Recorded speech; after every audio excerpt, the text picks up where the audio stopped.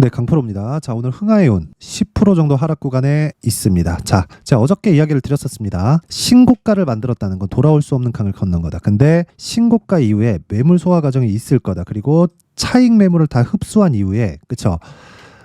이 조정 구간이 어느 정도까지에 나오는지에 따라서 달라지는데 쌍봉으로 마감을 지을 수도 있고요. 추가적인 시세가 발생할 수도 있다. 자, 이렇게 두 가지 내용으로 말씀을 드렸는데 일단 저는 요날 매수를 했습니다. 1월 12일 날. 그쵸? 그리고 오늘 매도 예정입니다. 만약에 어저께 매수를 하신 분들이 있다면요.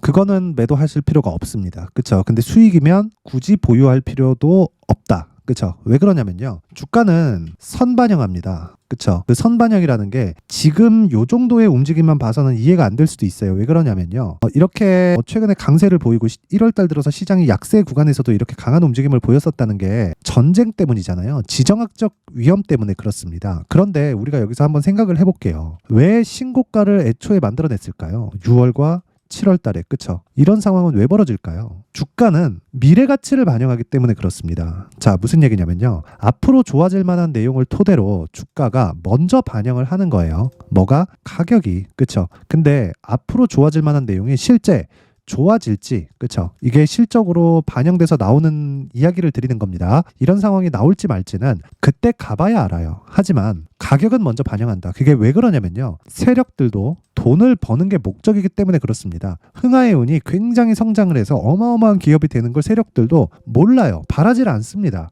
그런데 주가가 올라가는 것에 필요한 게 뭐죠? 돈이죠. 그렇죠? 근데 세력들은 집중되어 있는 자금을 가지고 있어요. 그렇다 보니까 주가를 띄우기 위한 작업이 필요하고 그러기 위해서는 매집을 해야 되는데 매집이 이런 구간에서 그렇죠? 이런 구간에서 잘 이루어지겠습니까? 안 된단 말이에요. 신고가를 딱 만들어 놓고 고가 매물을 받아먹는 시간이 필요합니다. 그렇죠? 올려놓고 개미를 털어내면서 여기서 꾸준하게 매수해가는 그런 상황을 만드는 게 아니에요. 아닙니다. 무슨 얘기냐면요. 주가는 선반영, 즉 미래 가치를 반영해서 주가가 먼저 올라가는데 저가는 잡을 수 없기 때문에 그쵸? 고가 매수를 해야 되고요. 그 고가가 신고가 구간부터는요. 즉 52주 신고가 구간부터는 과거에 있었던 고가 매물이 쏟아지는 그런 상황이 발생을 합니다. 왜? 악성 매물이 되니까. 그쵸? 물려있으면 짜증나잖아요. 그래서 악성 매물이 되는 겁니다. 그러면 이 과정에서 우리가 생각해야 될 건 한 가지 내용이라는 거예요. 시작점을 잡자. 저가를 잡는 게 아니라. 그쵸? 그랬을 때 정확하게 돌파 구간을 공략을 했고요. 눌림목 구간에, 그쵸? 이런 눌림목 구간에 매수할 수 있는 건 대형주가 뒤에서 받쳐주고 있을 때 가능합니다. 근데 흥하해운 같은 경우에는 어때요? 대형주가 뒤에서 받쳐주고 있지는 않아요. 하지만 재료는 있다. 그쵸? 지정학적인 위험. 그쵸? 이게 언제 끝날지, 그리고 특히나 이슬람 쪽과 이렇게 조금 분란이 있으면 언제 끝날지 잘 모르잖아요. 막 장기간 되고. 그쵸? 거의 뭐 게릴라전 형태로 진행이 되기 때문에 이게 언제 끝날지 뭐 어떤 식으로 또 뭐 반격이 들어올지 인진극이 벌어질지 잘 몰라요. 그거를 미국 대통령 바이든도 모르는데 세력들이 알겠습니까? 그쵸? 그래서 제가 이야기를 드리는 거예요. 이격도가 너무 벌어졌을 때만 매수하지 말자. 대신에 신고가를 갔기 때문에 제가 어저께 흥하해운 영상에 정확하게 이야기를 드린 내용이 빠질 거다. 근데 빠진 다음에 쌍봉 구간을 공략해도 되고 돌파하는 상황이 나오면 돌파 구간을 다시 공략해도 된다. 주가 추가 상승 가능하다. 하지만 시작점이 어느 정도, 즉 조정이 나오고 나서 새로운 시작점이 언제인지에 따라서 내가 쌍봉에서 끝날지 아니면 돌파하는 구간에 재공략을 할지 그 부분을 결정하면 된다. 그리고 지금은 내가 보유하고 있는, 저는 정확하게 요날 매수했습니다. 요날 1월 12일 날 금요일 날인데 신고가 구간을 정확하게 돌파하는 상황이 나왔고 추적을 시작한 건 이때예요. 6월과 7월. 그렇죠? 그러면 제가 몇 달을 추적한 거예요. 한 달, 두 달, 세 달, 네 달, 다섯 달, 여섯 달, 6개월 동안 추적을 해서 돌파하는 구간을 잡아낸 거죠. 그래서 제가 이거를 제가 매일매일 그쵸? 이 종목이 앞으로 갈 거야 이렇게 볼 수 없잖아요. 그래서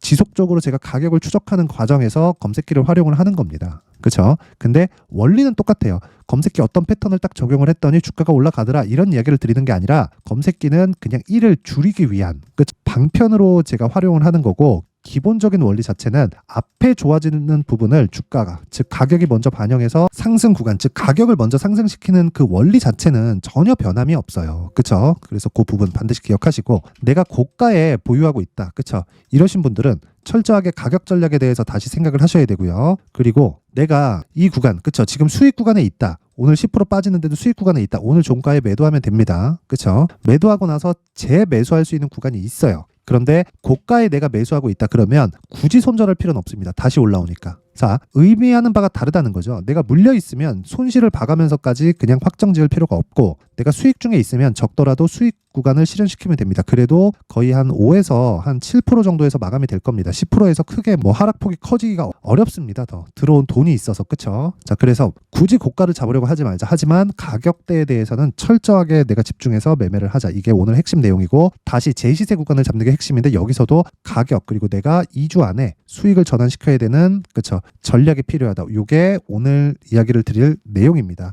여러 가지 재료보다 가격이 먼저 반영한다는 거 반드시 기억을 하세요. 자, 그래서 그 가격에 대해서 제가 이야기를 드리기 전에, 자, 여기 소통방에 대해서 안내 말씀을 드리겠습니다. 제가 신년이기도 하고 이벤트를 하나 진행하는데, 소통방에 입장 인원을 2,000분까지 확대시킬 예정입니다. 그리고 지금 진행 중에 있고 1월 내내 계속 진행됩니다. 그쵸? 자, 이걸 진행하는 이유는 무료로 진행을 하는데, 왜 하느냐? 채널 성장이 목적입니다. 그래서 구독과 좋아요 꼭 한 번씩 부탁드리고요. 그리고 두 번째는 신고가 매매만 진행을 한다. 그쵸? 흥하이온 같은 경우에도 신고가죠. 그쵸? 그래서 제가 계속해서 집중을 했고, 오늘 매도가 예정되어 있기 때문에, 그쵸, 어느 정도 선에서 수익 보고 나올 거고, 그리고 재매수 구간을 공략을 할 겁니다. 그래서 신고가를 공략하는 이유는 어떤 종목이든 뭐 상한가 가고 대박을 치는 건 아니에요. 그런데 한 가지 내용이 반드시 필요합니다. 주도주가 되는 모든 종목은 신고가를 거쳐 갑니다. 그래서 제가 신고가를 무조건 해야 된다고 이야기를 드리는 거예요. 이거는 그냥 수십 년에 걸쳐서, 그쵸, 검증이 된 겁니다. 그렇죠. 자, 그래서 흥하이온 말고 다른 신고가 종목은 어떤 식으로 진행되는지 확인을 해 보도록 하겠습니다. 1월 16일, 그렇죠. 1월 16일 시장가 매수, 그렇죠. 롯데정보통신 8시 54분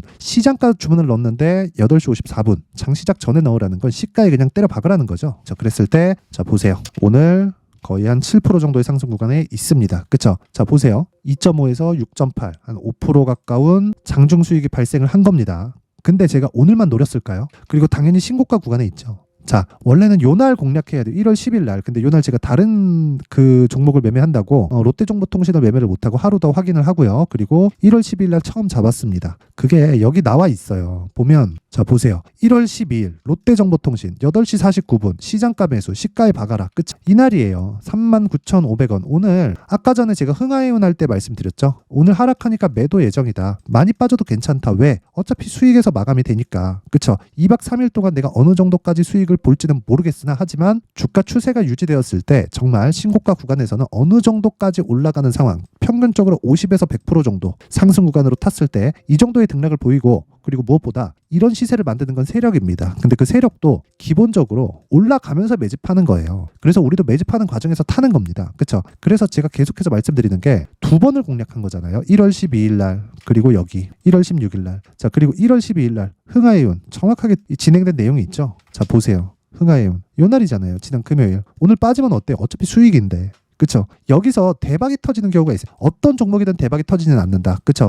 2박 3일 보유해서 뭐 한 5% 정도 이렇게 수익 보고 나올 수도 있고, 그리고 진짜 대박이 터지는 종목들은 예를 들어서 뭐 시노펙스 같은 그런 종목들입니다. 자, 내용 한번 보면 12월 22일 시노펙스 8시 53분이죠. 그쵸? 내용 한번 볼게요. 시노펙스. 자, 보세요. 시노펙스 22일, 그쵸? 시가 0.91%, 5,200원. 지금 얼마예요? 8,800원. 하락할 때 매도한다 그랬죠? 이날 매도한 거예요. 종가 7,730원. 장중에 10%까지 빠졌는데 5%에 마감됐습니다. 오케이, 하락했으니까 매도. 우리는 저가를 잡으려고 주식을 하는 게 아닙니다. 고가에 정확히 팔라고 주식을 하는 게 아니에요. 쓸데없는데 시간 버리지 마시고 몸통만 먹어도 수익을 볼 수 있는 환경을 내가 만들어 놓자. 그쵸? 그러면 아까 전에 제가 흥하이온 이나 롯데정보통신과 같이 중복돼서 주문을 넣는 이유가 신고가 구간에서 계속해서 진행이 되기 때문에 그렇습니다. 보세요. 12월 18일 시노펙스 계속 사라.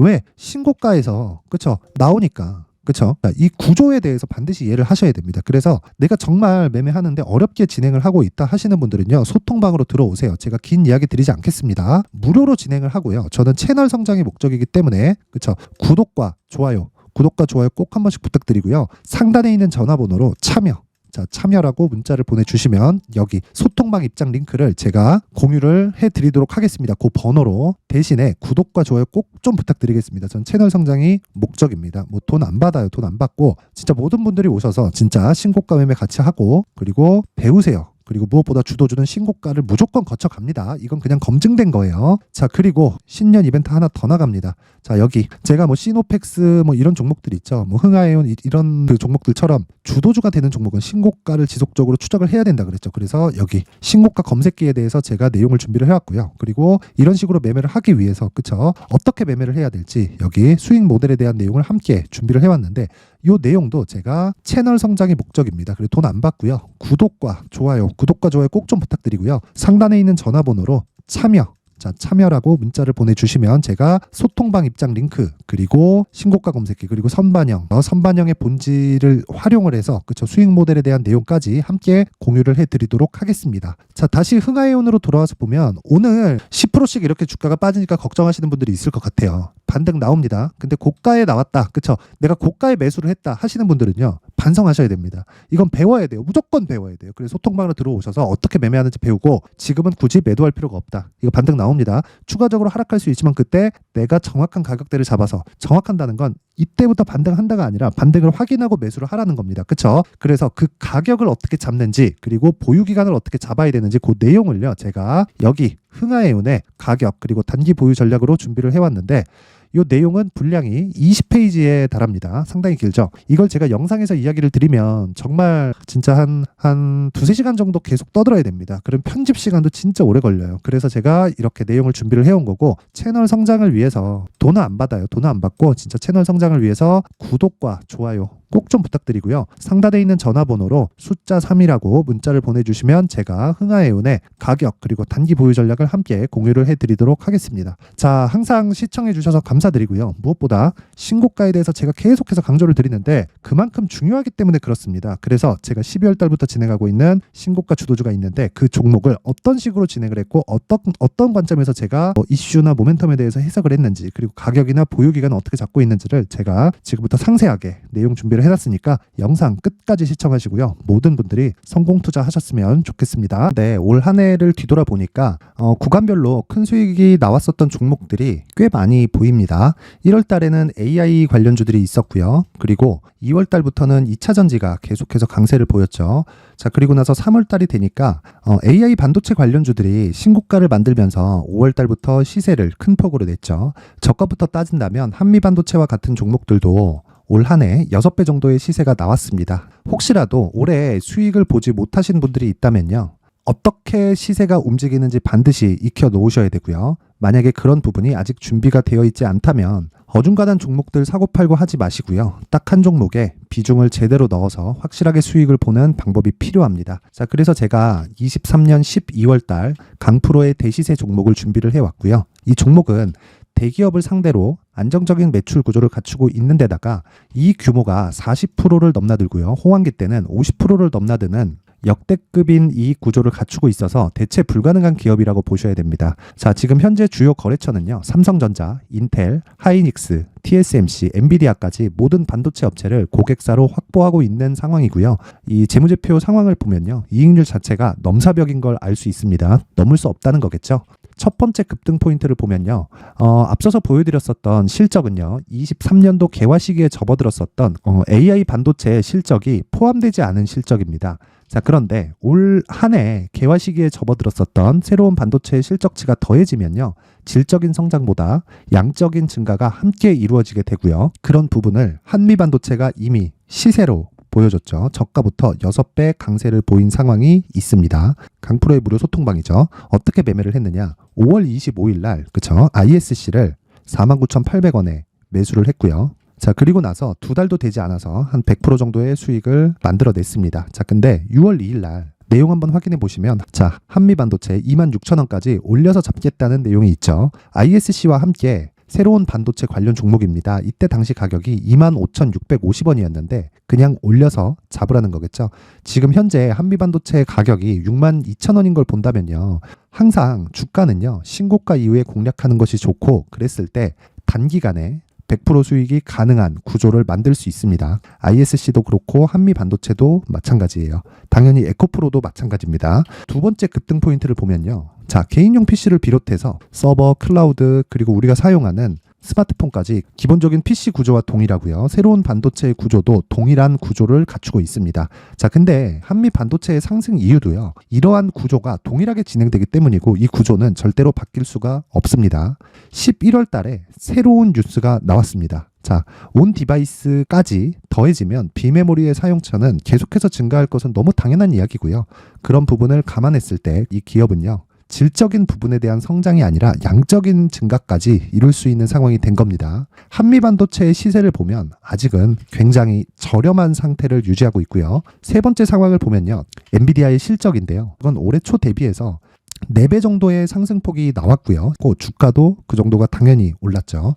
주식 투자를 할 때는 예상하는 게 아니라 확정치를 보고 매매를 해서 수익을 낼 수 있어야 됩니다. 앞서서 제가 보여드렸었던 내용인 ISC도 그렇고요. 한미 반도체도 그렇고 확정된 내용이 있었죠. AI에 대한 개화 시기에 맞춰서 삼성전자와 SK 하이닉스가 강세를 보이는 구간이 있었고요. 엔비디아가 강세를 보였습니다. 자, 삼성전자도 그렇고 하이닉스도 그렇고 엔비디아도 마찬가지고요. 생각해 보시면 세력들이 어찌할 수 없는 정도의 사이즈를 가지고 있는 그런 종목들이죠. 그렇기 때문에 제가 계속해서 이야기를 드리는 겁니다.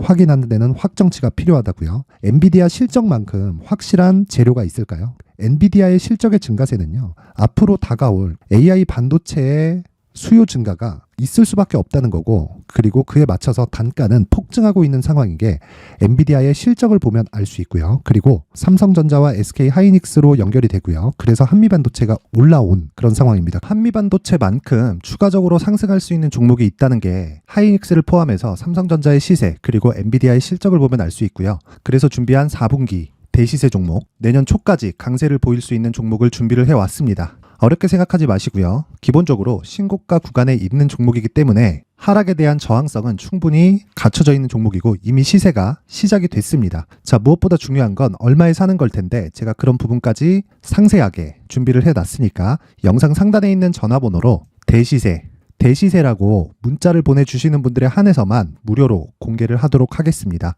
매매하는 과정에서 수익이 잘 안 난다 하시는 분들은 이 종목 딱 받아가서 큰 수익 내셨으면 좋겠습니다.